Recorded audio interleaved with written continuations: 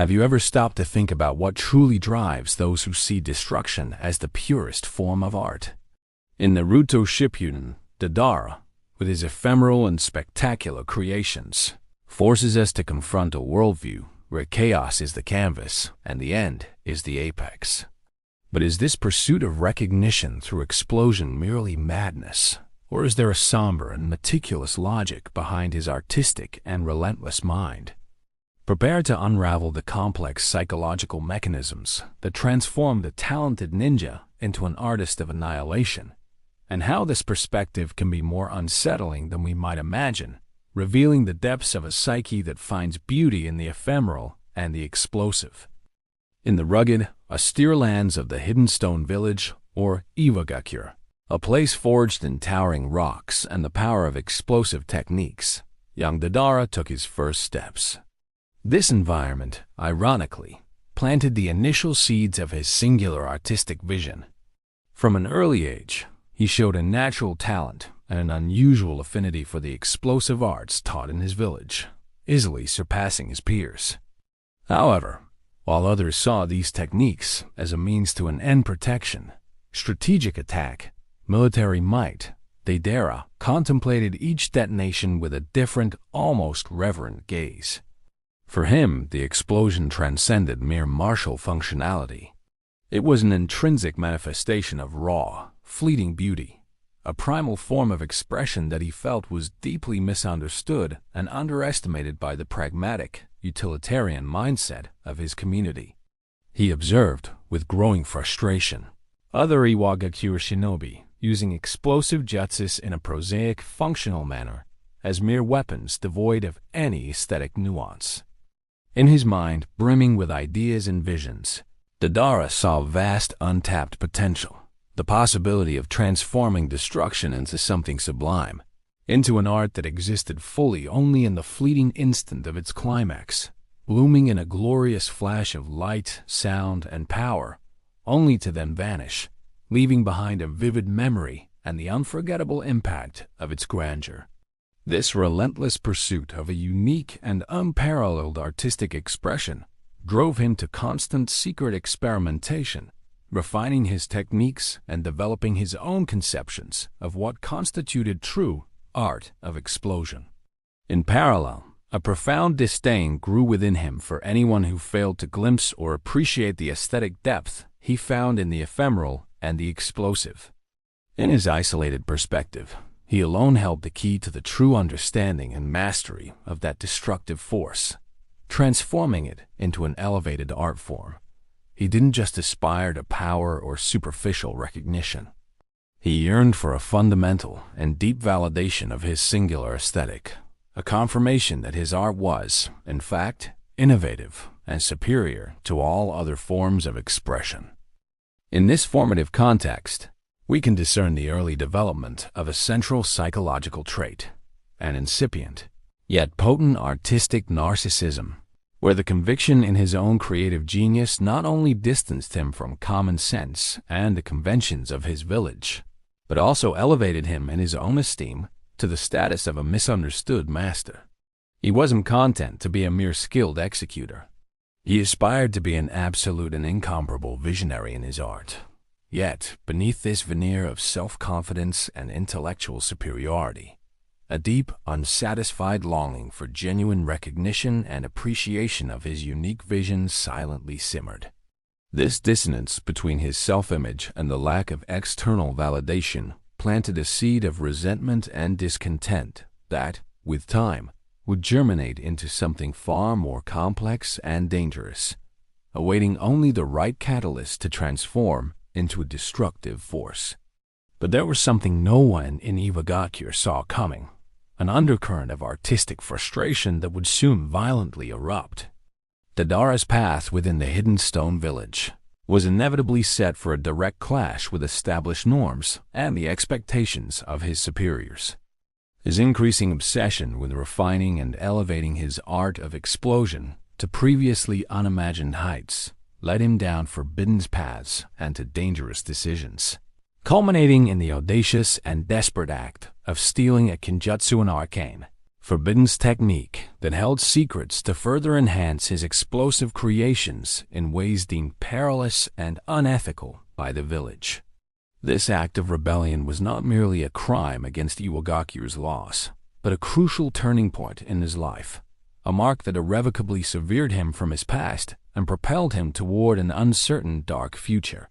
It was his first unequivocal declaration that his artistic convictions and his pursuit of aesthetic perfection transcended any ties of institutional loyalty or respect for authority. The true catalyst for his deepest and most radical transformation, however, came in the form of an unexpected and humiliating encounter with the feared criminal organization, the Akatsuki. The confrontation with Itachi Uchiha, a prodigy of the Uchiha clan wielding the legendary Sharingan, marked a traumatic turning point in his existence. Through the overwhelming power of his hypnotic genjutsu, Itachi completely subdued Deidara, forcing him to join the ranks of the Akatsuki. This experience of powerlessness against a form of power he neither understood nor could counter represented a profound and paralyzing humiliation, shattering the unwavering confidence he placed in his own abilities and in his explosive art. His cherished art, which he considered unsurpassed, was reduced to insignificance before Itachi's ocular mastery, shaking the very foundations of his self-esteem and his identity as an artist. This crushing defeat generated an intense and ambivalent internal conflict within Deidara. On one hand, he harbored a fervent and unquenchable hatred for Itachi and everything he represented, a form of visual, illusory art that he considered the antithesis of his ephemeral and viscerally real art. On the other hand, this painful and unexpected defeat spurred him to seek even greater power and new forms of expression that could, in some way, surpass or at least rival what had so easily subjugated him. His forced acceptance into the Akatsuki was not seen by Deidara as a passive surrender, but as a compelled opportunity to redefine his purpose and find a new stage for his art. He would not be content as a mere subordinate member. He would use the organization's vast and influential platform, with its freedom to operate without the moral or ethical restrictions of the conventional shinobi world, as the ideal proving ground to demonstrate the supremacy and unparalleled beauty of his art of explosion on an unimaginable scale. From a psychological standpoint, this rupture can be analyzed as a complex displacement of frustration, anger, and internalized aggression that transforms into ambition. The humiliation he suffered did not annihilate him artistically. On the contrary, it catalyzed a transformation. His pursuit of recognition and validation, already intense, now became an obsessive and almost self-destructive need to prove his worth and the unquestionable superiority of his artistic vision to the world, and most importantly, to himself. It was as if the Akatsuki, with its philosophy of achieving peace through force and destruction, offered the perfectly chaotic environment for his particular brand of art to flourish unimpeded. And it was there, on this new somber global stage, that the shinobi world began to feel the shockwaves of Deidara's art, while his own sanity walked an increasingly perilous path.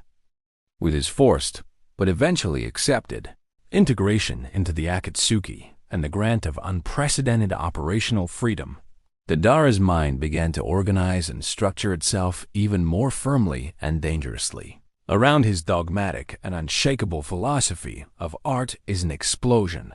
He transcended the role of a mere skilled ninja who used explosives. He elevated himself as a sophist of destruction, a methodical thinker who interpreted the totality of existence, life, death, time, and space through the peculiar and distorted lens of his chosen artistic expression. His verbal declarations, his calculated actions, and his impactful choices reveal an internal logic that may seem disturbing to many, but which for him possessed undeniable and unquestionable coherence. In his singular perspective, supreme beauty and the most authentic manifestation of art resided intrinsically in ephemerality, and that which existed in its fullness only for a fleeting, intense instant, reaching a climax of light, sound, and power before inevitably disintegrating, leaving behind a vivid sensory impression and the memory of a unique and unrepeatable event. This profound conviction materialized in each of his creations, from the small, seemingly innocent clay sculptures that metamorphosed into lethal guided projectiles, to the colossal explosive beings he masterfully molded and which were capable of devastating vast areas in the blink of an eye. Each detonation was conceived as an artistic climax, a moment of perfection that he believed to be incomparable and infinitely superior to any static or lasting art form. He self-proclaimed himself an architect of controlled chaos, a creator who, through the paradoxical act of destroying, was in fact purifying and elevating the world through the visceral force of his aesthetic intervention. Life, in his view, was not about building enduring legacies or seeking eternity. Rather, it was about capturing the intrinsic beauty in the fleeting moment of violent and spectacular transformation. We can draw a parallel between this mindset and the philosophical concept of the aesthetic sublime, where elements of nature or human creations that evoke feelings of grandeur, power, terror, or intense admiration are considered sources of heightened aesthetic pleasure. However, in Deidara, this pursuit of the sublime transcended mere appreciation and transformed into an uncontrollable and destructive obsession, where the integrity of human life and the preservation of the environment were seen as insignificant obstacles in his egocentric quest for artistic perfection. His distorted and single-minded mind internalized destruction not just as a means, but as the only genuine and valid way to create art that was truly impactful and significant in its fleeting nature. It was a vicious and self-sustaining cycle. The more acts of destruction he perpetrated in the name of his art, the more convinced he became of his genius and the world's incomprehension of his avant-garde vision, reinforcing his belief that he alone held the key to the true aesthetic of explosion. But the true peak of his darkness, the most complete and terrifying manifestation of his artistic ideology, still remained latent, awaiting the right moment and stage for his ultimate and most shocking performance. The point of no return for Deidara did not manifest in a single isolated event, but in a continuous and relentless progression of his fanatic pursuit of art, a journey that culminated in the complete and unrestricted denial of the intrinsic value of other people's lives. His worldview, which initially carried hints of artistic eccentricity, had now metamorphosed into a radically distorted and dangerous perspective.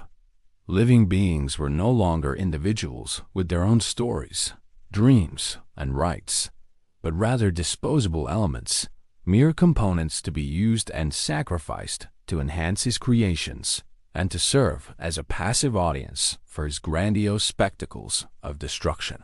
He did not hesitate to transform entire communities into backdrops for his explosive exhibitions, contemplating the results of his mass detonations with the satisfaction of an artist admiring his masterpiece, devoid of any trace of empathy for the suffering, the irreparable losses, or the long-term consequences of his actions. For Deidara, the concepts of morality, ethics, and compassion had become obsolete and irrelevant, barriers in the face of the grandeur and purity of his art. He rationalized his cruelest and most merciless actions as necessary, and justified sacrifices to achieve a superior level of beauty and expression. Human life, like his explosive creations, was intrinsically ephemeral and transient. Therefore, in his cold and calculating logic, the end of a life or countless lives in the name of art was not a tragedy, but merely another manifestation of the transient nature of existence, an essential element for the completeness of his aesthetic vision. He had become the living embodiment of the artist, who places himself above all moral laws, all human consideration, and all ethical responsibility, finding justification solely in the supposed superiority and transcendence of his own creative and destructive vision. This extremist mentality confronts us with a deeply disturbing and disquieting ethical dilemma. What if, within the structure of his own relentless logic and his distorted perception of reality, he actually believed he was right about the inherent beauty and supreme value of ephemerality? If life is, by its very nature, finite and destined to disappear, why not transform it into a glorious and unforgettable spectacle in its final moment, an explosive climax worthy of admiration? This uncomfortable question not only challenges us intellectually, but also forces us to confront our own fundamental values about the meaning of life, death, and art, exposing the thin and perilous line that separates creative passion from complete dehumanization and a total disregard for the sanctity of others' existence. It is at this dark point that Deidara crosses the threshold, embracing destruction not as a means, but as the very essence of his art.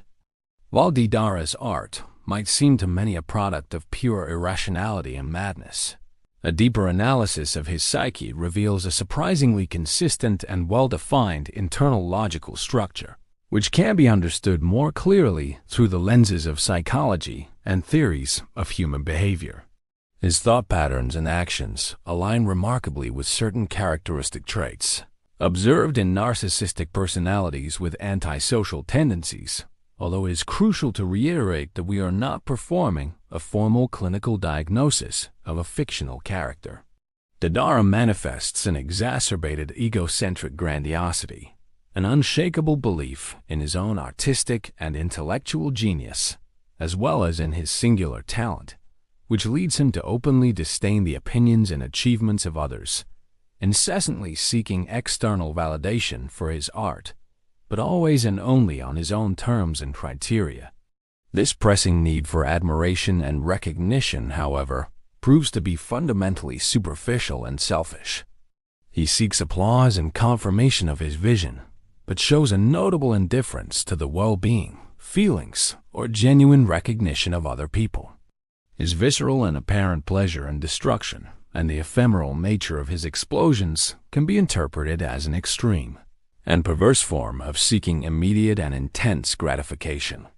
Just as a traditional artist painstakingly seeks perfection in their work through a laborious and often time-consuming process, Deidara sought the perfect sensory climax and maximum impact in his explosions, gaining instant satisfaction upon witnessing the result of his destructive power.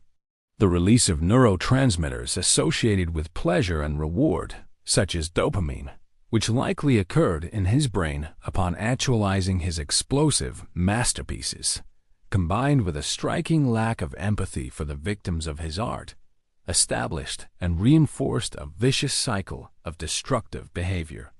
Each successful explosion and each generated scene of chaos confirmed in his mind the validity and supremacy of his artistic vision, propelling him to conceive and execute the next, even more ambitious and devastating manifestation of his explosive art. We can draw an analogy between his relentless pursuit of spectacle and intense emotions and the search for adrenaline and extreme sensations observed in certain profiles of individuals.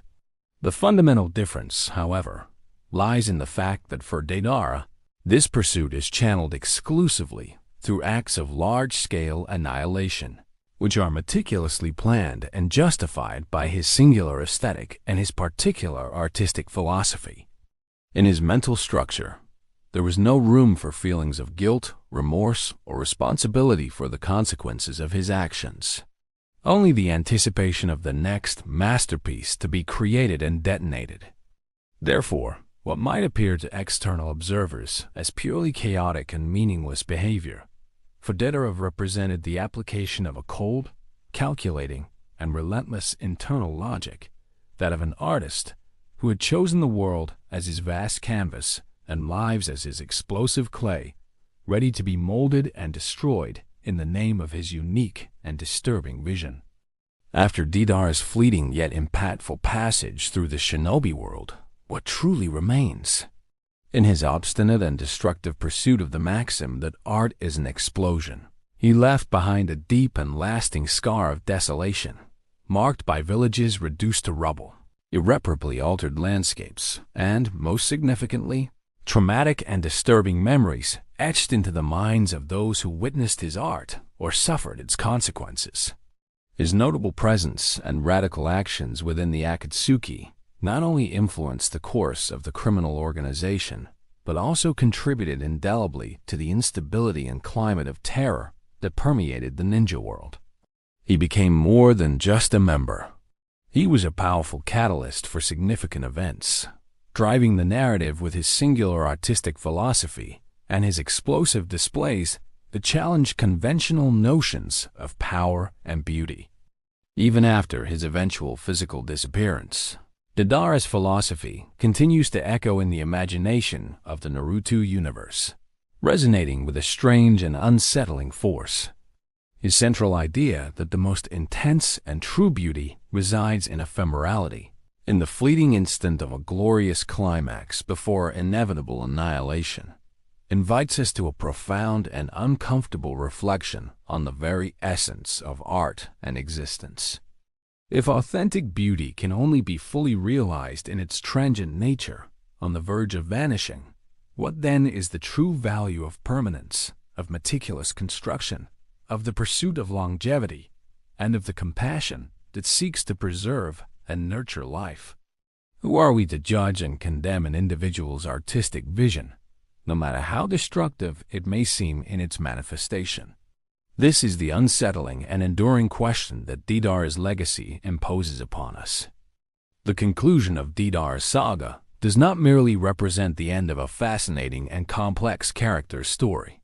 It is also the starting point for a deep and disquieting introspection into the perverse and undeniable human attraction to destructive power and the intricate ways in which the human mind can rationalize and justify the most extreme and morally questionable actions in the name of a blinding passion or a profoundly distorted worldview. His legacy serves as a somber reminder that the pursuit of art, when divorced from ethics and empathy, can transform into a driving force for chaos and devastation. But perhaps he was not the last to glimpse aesthetic epiphany in a blinding flash of light and the deafening roar of chaos, and that disturbing possibility lingers as a shadow over the future of the shinobi world. Deidara's journey forces us to confront the dark complexities of the human psyche and to examine the thin, perilous line that separates creative passion from destructive obsession. His unwavering conviction that art is an explosion reveals a mind that sought aesthetic culmination not in lasting, contemplative creation, but in the fleeting cataclysmic apex of annihilation. As we delve into the depths of his behavior, we realize that beneath the apparent chaos of his works, there existed a peculiar internal logic and a relentless pursuit of validation and recognition, disregarding the human cost of his art. Does the true essence of art lie in the daring to challenge conventions and to provoke, even if it means embracing destruction as a form of expression? Or does Deidara's legacy serve as a disquieting reminder that beauty, when corrupted by egocentrism and a lack of regard for others, can become the engine of boundless darkness, leaving us with the eternal and unsettling question: to what extent can the pursuit of art justify the unjustifiable?